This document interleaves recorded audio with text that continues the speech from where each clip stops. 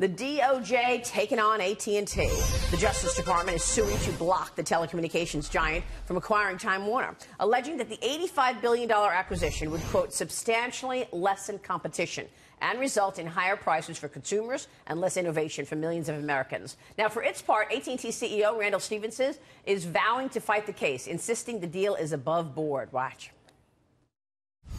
This defies logic, and it is unprecedented. I've done a lot of deals in my career, but I've never done one where we have disagreed with the Department of Justice so much on even the most basic of facts. Joining us right now, telecom reporter with the Wall Street Journal, Ryan Knutson. Ryan, great to see you. Yeah, thanks for having me. so much for joining us. Yeah, so what do you course. think AT&T ends up agreeing to? Are they going to agree to concessions to sell maybe the Turner Broadcasting business, CNN? Tell us how you see this. No, I don't think they're going to give up anything. They offered to make concessions during the negotiation process. The Justice Department says they don't want to do that anymore. The new head of the antitrust division is essentially saying, no more behavioral remedies, no more concessions. We want big structural changes, because his argument is that if you put little behavioral rules on companies, then the Justice Department is going to have to enforce those for years and years to come. There was a lot of criticism that none of those worked in the Comcast-NBCU acquisition, so let's go big structural changes, and AT&T is saying no way. So if AT&T wins, they don't have to divest anything. Ryan, we're talking about this in the green room. If you look at the business today of broadcast media, it's not the business then that it was in the past, where you were worried about the radio station owning the newspaper in town. So the Justice Department really focused on what the future of broadcast media really looks like? Yeah, well, actually, one of the main arguments that they make in this lawsuit is that they're trying to protect new online disruptive companies like Netflix and Hulu and those types of companies that are emerging.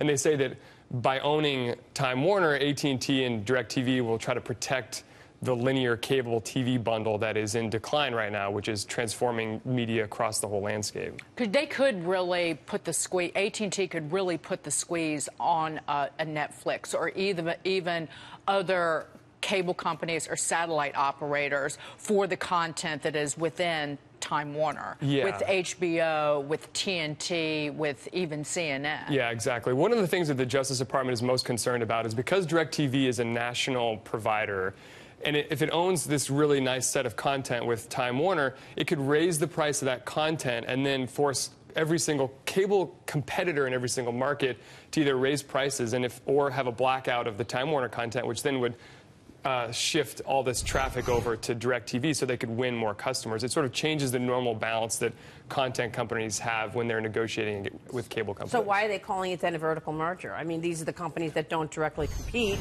because you've got the distribution and the content. Does this suit have viability?